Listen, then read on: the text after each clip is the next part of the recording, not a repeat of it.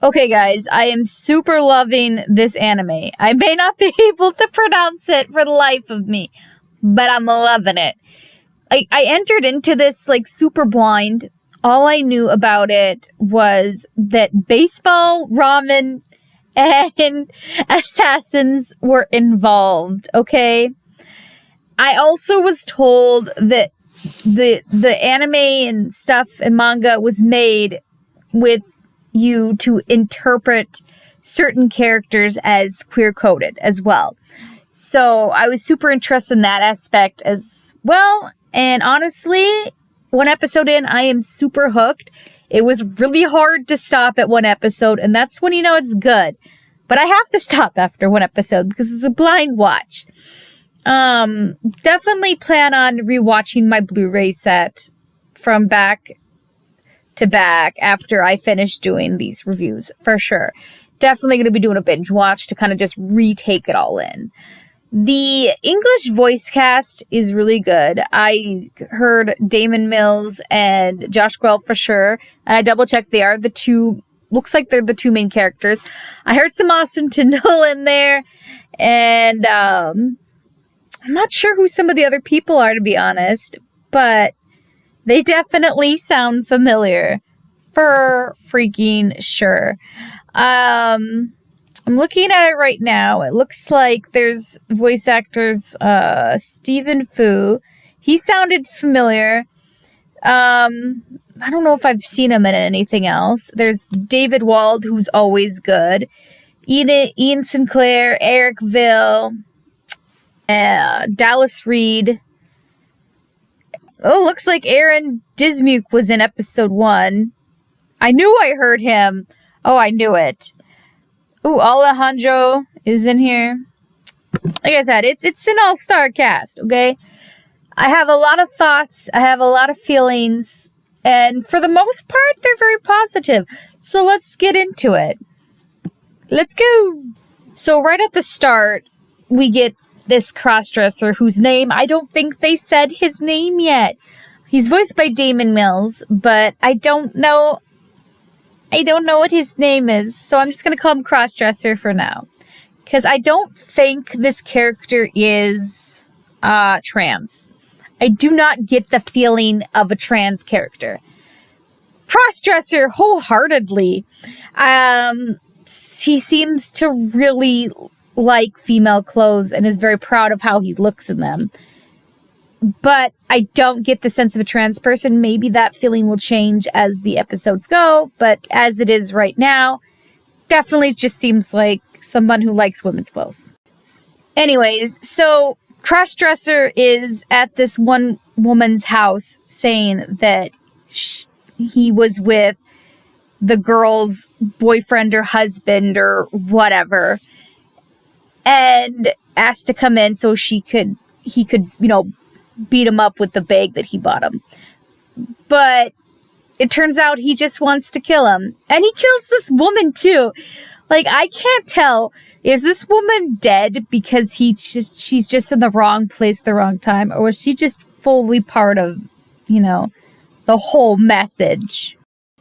This guy was the main target. He's been stealing. He's been naughty. Maybe don't steal from people who are, in the underground world, if you get what I'm saying. Don't steal from shady people, period. Or, you know what, actually just don't steal. Stealing is bad, okay, guys? Don't do it. Or you'll have a cross-dressing beautiful man come and, kill you.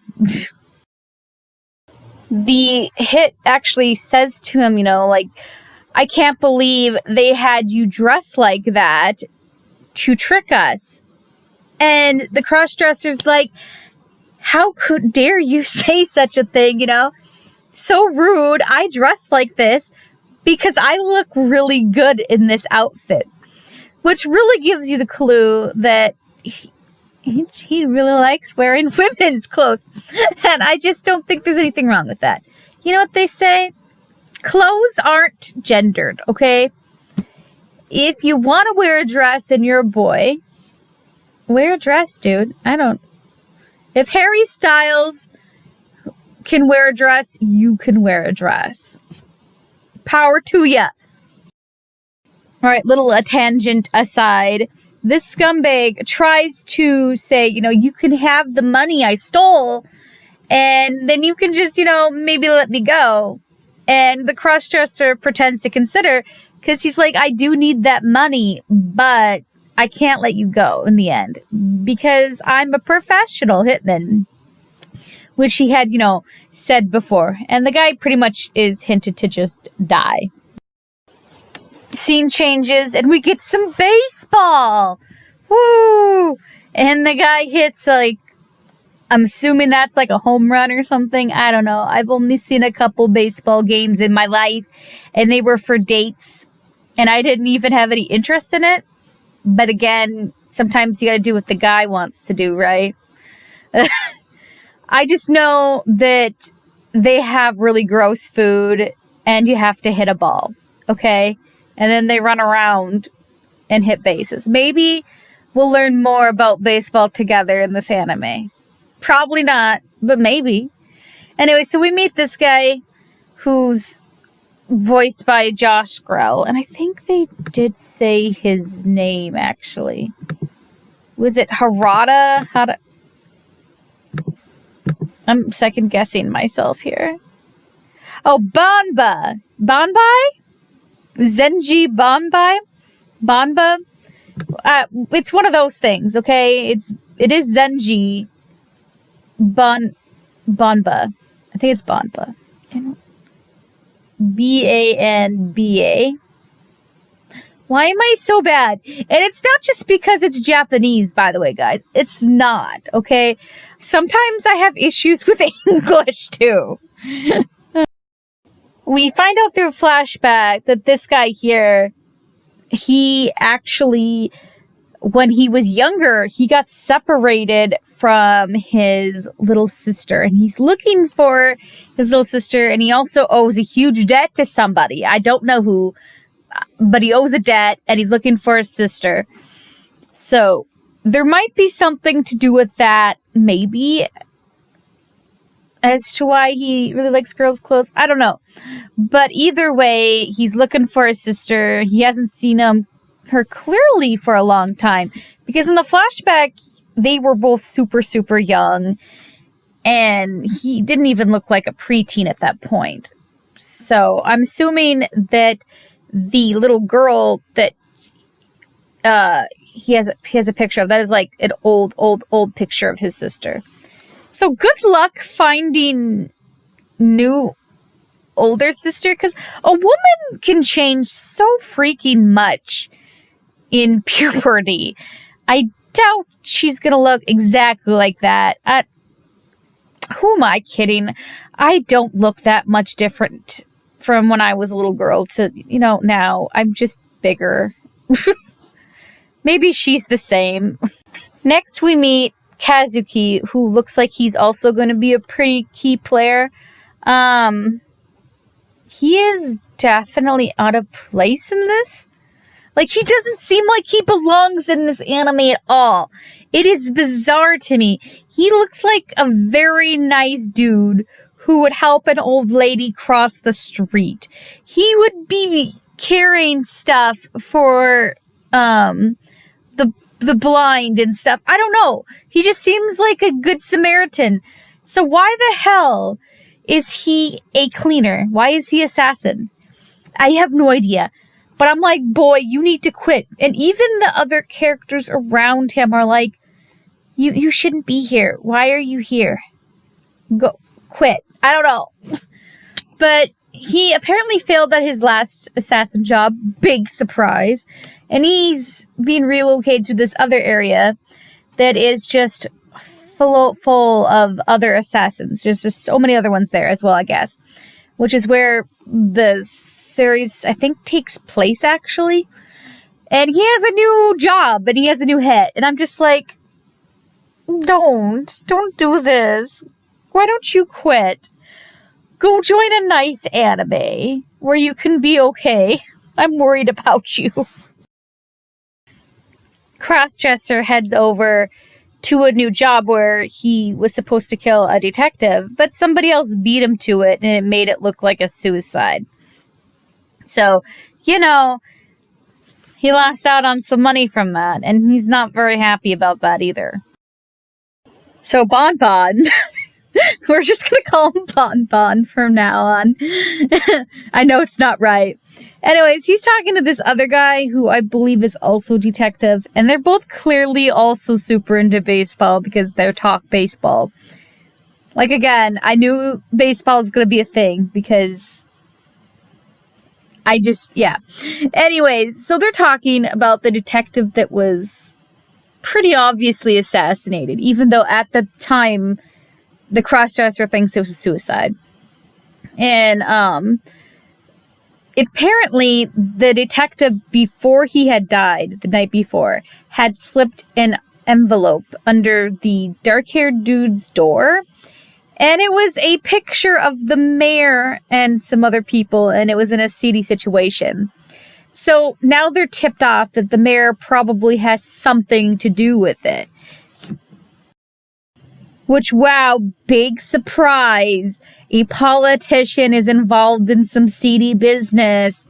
I can't think of any other politician that would be involved in seedy business. No, I don't know, president or, senators or, nah. Politicians, they would never do anything shady. By the way, this is not just a Republican Democrat thing. I think they're all shady. I think every last one of them. I really like this scene where Bonbon buys a balloon, a seemingly innocent balloon, and he hides it behind his back, and he squeezes it in such a way that when it pops, it sounds like a gunshot. Also, he could see how the people around the mayor acts. All for that.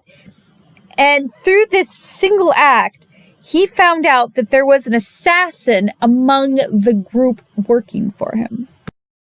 The particular assassin was this girl who was also in the photo that was secretly sent to that one other detective dude. And we find out that she specializes in poisons. And it's like, wonder why an assassin is working, for the mayor. And they actually question, do you think that she's the one that killed that detective? But they don't think so. And it turns out, by the way, it isn't. It isn't her. There's actually a group of assassins, big surprise, working for this mayor and trying to cover up things for him and also, keep things going his way. Including this guy. I don't know his name, but his voice sounds familiar. Was he a freaking Aaron Dismuke character? I don't know. But his voice sounds familiar and it is bothering me. He clearly has a thing for bombs, though. Now, Austin Tyndall, who voices this adorable guy in Trickster and this cute guy in Hitojo My Hero, unfortunately also plays this guy in this particular anime. He's the mayor's son, and he's a douche. He's probably the worst character in this episode, honestly. Maybe even the whole anime series, we'll see. But this guy, who Austin Tyndall voices, kills women just because they won't sleep with him. He freaking orders his henchmen to just beat up foreigners just so he can have a good laugh. This guy is proof that you can see a dude who be handsome, good-looking, all-around, well-kept guy, and from a well family, and he can still secretly be just crap inside him. Bonbon goes and meets with this guy here who is an informant, and he knows information about everybody. Who's anybody, I guess. And there's just something about this guy who's just calmly eating and drinking and just living his best life and getting paid just to find dirt on people. And he's able to figure out and know how every assassin works, like what's their MO. And he's the one that informs Bonbon that that girl who's working for the mayor specializes in poisons.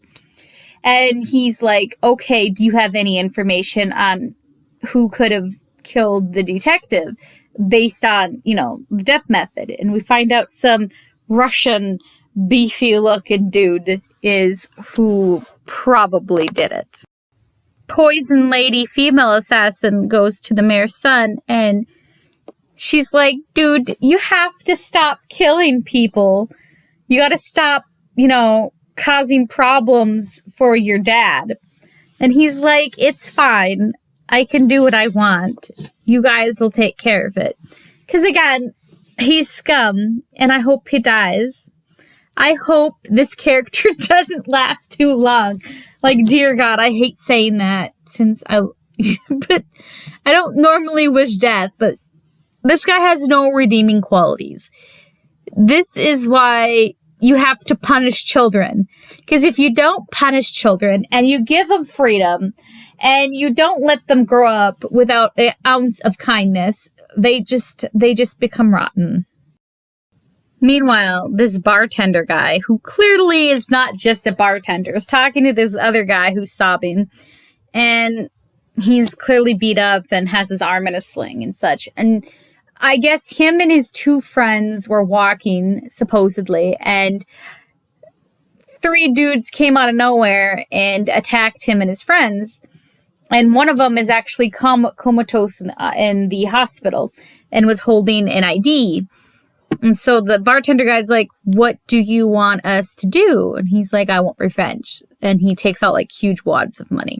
So clearly the bartender guy also works with hit people. And it just makes me wonder, how many different groups of hit people are there? Like, I know there's supposed to be like a ton of hit people in this city, but like, are they all working for different agencies or whatever? I'm just wondering. Also, this little girl, I guess, works with the bartender person, I guess that's a good summer job, working with people who possibly perform hits. That innocent Kurosaki guy, he's also been hired to take care of the same dude that other dude hired the bartender person to take care of. So this is messy. Also, he looks kind of like the guy, so I'm sure that's going to cause problems. Bonba ends up meeting this guy who seems like a pretty easy fellow dude, and he informs him that picture features some people from this one club. And it's the same club where at the beginning the crossdresser had assassinated those 2 people for. And we find out that events had just happened that day. So, yeah, it's all coming full circle, as you will. The crossdresser finds out right about then that he was paid for the 2 people being murdered, but not for the other guy who's apparent suicide. And again, he thinks it's suicide and he should still be paid for the efforts.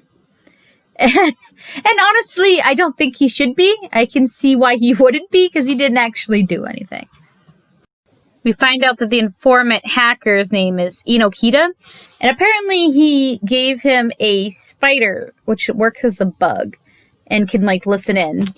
And he remarked that it was kind of curious that he would make it with a red back, since it would be more obvious and people would probably want to smack it more. But maybe Inokita's just that kind of guy. He's just daring, okay? That crossdresser is overheard by that thief who was talking to Bonbon earlier. And, the crossdresser's just chewing out that one guy about the money and everything. And his wallet is sticking out, his pretty pink wallet, which the thief sees and is like, payday. So he does the same trick he did earlier, which I forgot to mention, where he walks by the person and, swipes the wallet. But unfortunately for him, the crossdresser thinks that, he touched his butt and he's not happy about it. So he decks him onto the ground and tells him to watch himself. We find out after the crossdresser left that, unfortunately for him, the thief definitely got his wallet. And I feel like maybe he's going to regret that. But according to the thief, the crossdresser is going to regret punching him. Our sweet pure boy is getting ready to, go perform his next attempt at a hit when he sees this, baseball ad about members wanted. And he psychs himself up. He's like, I got this. I can do this. You can't do it. You can't. Quit becoming a hitman. Just quit that profession. Go join a baseball team or something. Like I said, you're not cut up for it. You're not, okay? Kazuki, my man, he goes and hides in the Mark's bathtub. And it's like, okay, that's cool, but why? There's so many bad choices he's about to make. And this isn't even the worst of them, okay? My dude hears the doorbell ring, right? And at first he thinks it's the hit Mark, June's. But then he's like, wait, why would he ring his own doorbell? Which is, yeah, why would he? And then he makes the poor choice of getting out of the tub and going and checking to see who it is. He sees these two and he thinks to himself, I should open the door for them. Dude, it's not your house. Why would you open the door for someone else? Why would you do this? So he lowers his guard, opens the door with a big smile to these people pretending to be neighbors. And he's like, the girl's like, we brought presents for all our neighbors. If you were a true hitman, shouldn't you be a little bit more on guard and be like, And I don't know, maybe not open the door. So what do you think happens? He gets freaking punched and knocked out, pulled inside, and tied up. And they put like tape over his mouth and stuff. Because they think he's June. They think he's the guy that was causing problems and beat up that person. Because they look very similar. And also he opened the door, pretending he lived in there. So why wouldn't they think it's him? Oh my god. So the crossdresser meets with this dude who I guess has been hiring him for all these hits and paying him, right? And he's mad, and that's when he also finds out that another hit person already beat him to the other detective. And he's like, at least pay me half for going over there. This is ridiculous. And the guy's like, if you want to get paid, you're going to have to take another hit job. And that's when he gets hired to kill Bonba. So Mr. Mayor gets informed of his son's terrible activities, and he's just so calm about it. He's like, I have you guys. Take care of it. It's fine. And I'm like, this is why your son is the way he is. He's rotten, and he's a terrible person because of you. So Bonbon's almost back home to his office/home, and he sees that his light is on and there's flashing.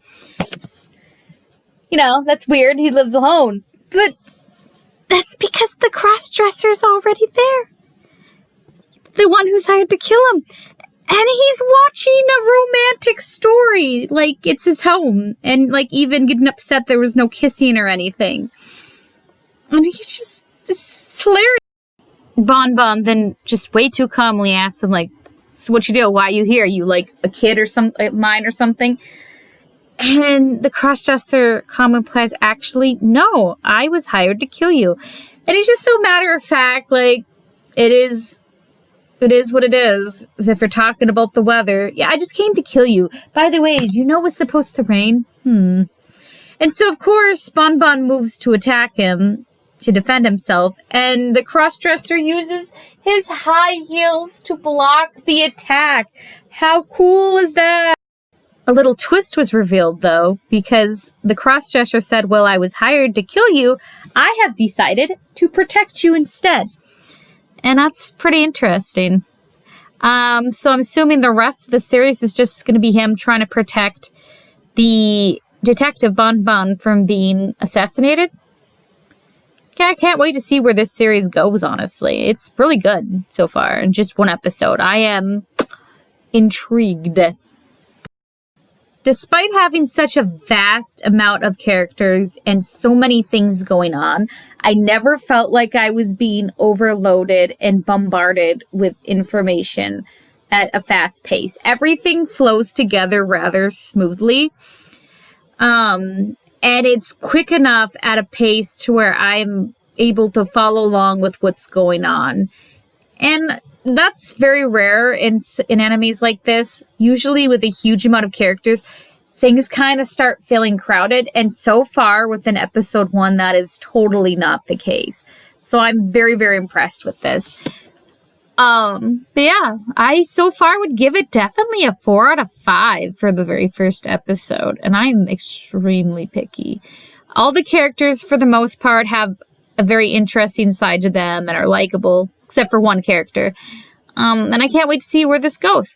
Sorry it ended up being a bit of a long video. There's just so much going on, like I said, that I just kind of wanted to touch up on, everything. Hopefully not every episode ends up, causing 25-some minute long reviews at this point, because maybe I'll try to be a little bit more fast-paced with it. I don't know. You guys let me know what you think. Either way, please stay tuned. I have one more review coming out this week, and I'm also working on a couple side videos that have to do with Chinese BLs, as well as a certain character-centered video that is from the Untamed / Grandmaster of Demonic Cultivation. Until then, see you later. Bye!